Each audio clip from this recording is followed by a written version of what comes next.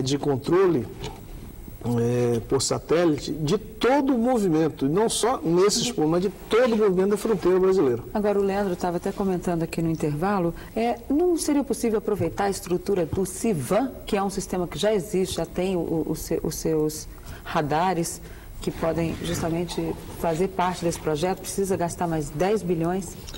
Olha, o CIVAM acho que foi a primeira grande experiência recente do Brasil, não é? Com tecnologia mais nova, para ter o controle desse território que é a Amazônia. Não é? Poderia ter, eu confesso que eu não tenho elementos para analisar isso aqui. Agora, a exposição do Exército, não é? General Guerra, que expôs os detalhes do CISFRON, ele tem um foco mais específico para as fronteiras. Não?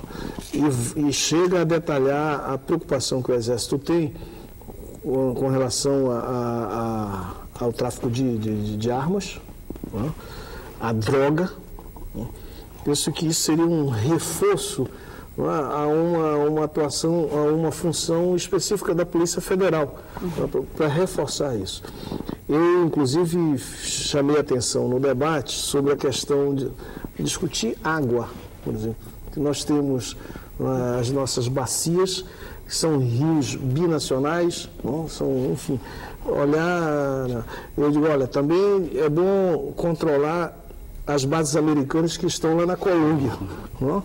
E, enfim, eu fiz questão de levantar isso, não? Por conta desse foco que o Exército quer dar no controle, não? Da fronteira brasileira. Nessa faixa de 150 quilômetros. Agora, e quanto a um monitoramento terrestre? Não existem soldados suficientes para isso, nem quartéis suficientes para isso nessa fronteira ali da região oeste do Brasil, com esses vários países da América Latina. Ó, Leandro, esse debate sobre o controle das nossas fronteiras, eu lembro que em 2010, na campanha, foi um debate forte também dos presidentes. Né? E eu já participei de uma conversa agora com o ministro Eduardo Cardoso dessas preocupações, né, acerca do controle que o Estado brasileiro tem que ter nas nossas fronteiras. Nós precisamos de mais recursos, de tecnologia, radares, a mão de obra, né, a formação dos homens para trabalharem aí nas nossas fronteiras é específica, enfim. O ministro, inclusive, já esteve em Manaus, dialogou com setores lá da sociedade, do governo estadual, lá no meu estado. Mas há uma preocupação de você ter uma política inovadora e a sociedade exige isso. Então, eu quis lembrar aqui da campanha, porque isso já foi um debate que aconteceu em 2010 na campanha. E eu não tenho nenhuma dúvida de que nós precisamos fazer uma política forte acerca do controle das nossas fronteiras. Eu acho que essa iniciativa do Exército é uma que nós precisamos apoiar e correr atrás do orçamento já para 2012 e executarmos esse projeto de controlar as fronteiras brasileiras. Eu queria mudar um pouquinho de assunto. Antes da Copa do Mundo e das Olimpíadas, tem um evento muito importante acontecendo no Brasil, que é a Rio+20, que é a que vai fazer um balanço sobre a Eco 92, a Rio 92, que foi aquela conferência ainda no governo Collor, que reuniu mais de 100 chefes de Estado, foi um sucesso. Só que o que a gente vê, a gente não viu muitos avanços nesses 20 anos em termos de proteção do meio ambiente, a gente viu uma degradação do meio ambiente. Como é que vai ser essa conferência? Com que cara o Brasil vai chegar nessa conferência? Dado que o desmatamento aumentou, não se consegue um consenso para aprovar um código florestal decente, os ruralistas parecem que vão jogar pesado para tentar ganhar essa batalha. Com que cara o Brasil chega na Rio+20? Denise, eu não sei se eu encontrei aqui um ponto de divergência, né? Então, acho que o Brasil, ele é um país que goza de uma respeitabilidade no debate ambiental. Nossa matriz, com toda a polêmica sobre as hidrelétricas, mas é uma referência importante. Energia limpa, né? Sobre energia limpa. Acho que a nossa legislação ela é nova, ela é nova. Acho que foi um avanço em 88 a Constituinte tratar um capítulo de forma muito positiva. Acho que nós temos experiências importantes aqui no Brasil. O eixo do Rio+20, que a ONU vem tratando, é essa transição da economia tradicional para a economia verde.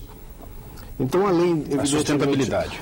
Além do compromisso político que os países devem assumir, assinar, nós temos esse debate Rio+20, é um debate internacional. Como que a China vai frear a sua política para compensar, para adotar alguns procedimentos ambientais que outros países estão tendo, os próprios Estados Unidos. Mas a gente então, esse é um debate forte internacional. Fortalecendo o Brasil, fazendo propaganda disso e promovendo nem a própria ONU para trazer esses chefes de Estado para cá. Porque se Obama não vem, Hu Jintao, ou melhor, o sucessor do Hu Jintao, porque vamos ter eleições na China, fica difícil. Se não trouxer esse povo para cá, vai ficar, ou seja, os mesmos falando as mesmas coisas. Como é que vai ser? Vai ter uma campanha para trazer esse pessoal? Depois de Copenhague, em 2009, vai ser esse o evento internacional. Eu acho que ganha corpo isso. Até junho de 2012, quando da realização, ganha corpo. E o Brasil, por sediar, evidentemente que nós vamos trabalhar em nível internacional para valorizar, para qualificar esse fórum.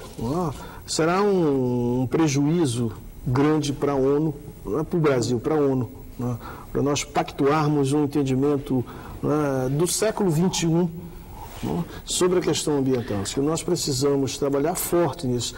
Nós temos tempo para garantir a presença de chefes de Estado.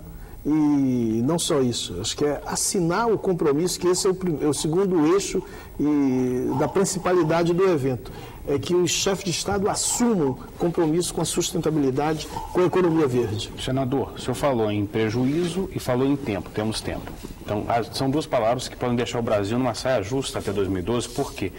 Dependendo de como o Código Florestal sair do Congresso para aprovação, dependendo de como o Brasil for desmatar mais ou menos até 2012, esse evento pode se virar contra o Brasil a partir do momento que essas lideranças mundiais talvez não compareçam. Então, é aquela pergunta ótima que a Denise fez. Como que cara o Brasil vai se apresentar sediando esse evento e sendo um país que ainda continua a desmatar e que, apesar de estarmos debatendo a sustentabilidade, a economia para o verde, a economia verde, não há sustentabilidade sem preservação ou manejo sustentável. O senhor sabe muito bem, o senhor entende desse assunto. Então, não há esse risco de o Brasil chegar lá e não é passar vergonha, que é demais também essa expressão, é forte, mas é justamente virar alvo de todos os líderes mundiais. Para completar, não sei se o senhor se lembra, mas o próprio Bush pai só veio na Rio 92 porque o Jacques Cousteau foi ao Collor e disse: faltam 3 dias para acabar a conferência. Naquele tempo as conferências eram mais longas, duravam mais de 10 dias, mas ele falou: olha, ou a gente vai lá buscar, ou então ele não vem. Eu falei: o quê? Vamos lá buscar. Aí o Collor ligou para o cerimonial, botou todo mundo doido, querendo ir buscar o George W. Bush, o George Bush, o pai, né? O Bush pai. E aí chegou: não, já que esses malucos estão vindo para cá, eu vou. Aí ele falou assim: antes que os doidinhos batam aqui na minha porta, porque o Jacques Cousteau estava disposto a acampar em frente à Casa Branca. E aí ele apareceu na conferência muito contrariado, mas veio. Dessa vez, o senhor acha que a presidente Dilma vai ter que tomar alguma posição drástica? Essa assim? A minha opinião, que eu falo no tempo, é que nós temos até o final deste ano para fazer esse debate e garantir. As proposituras terão que ser entregues agora em novembro, de cada estado, nação, em novembro. O que o senhor propõe assim como tema crucial? É a água? São as mudanças climáticas? O que o senhor acha que tem que ser assim? Acho que todos são importantes aí. Água, nós temos que ter essa consciência. Nós precisamos ter um projeto estratégico para as bacias brasileiras. Tem uma política estratégica. Se nós temos as guerras hoje, nessa conjuntura internacional por conta de petróleo, eu não tenho nenhuma dúvida que a disputa do meados do nosso século, né, será com água. Acho que a sociedade avança. Ainda o mundo tem petróleo, mas avança em tecnologias novas. O Brasil mesmo, a tecnologia com energia eólica. Nós estamos avançando nisso, nós vamos avançar. Vamos avançar. Agora, água,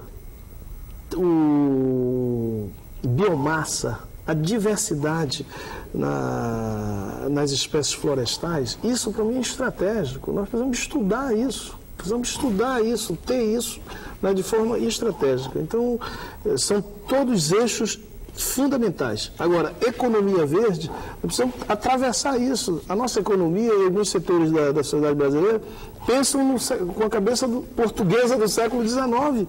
Tem que derrubar tudo para plantar, para criar. Então, nós precisamos fazer essa inovação tecnológica com base na ciência e fazer essa transição para a economia verde. Obrigada, então, senador. E a você que nos assistiu, uma boa noite e até o próximo programa.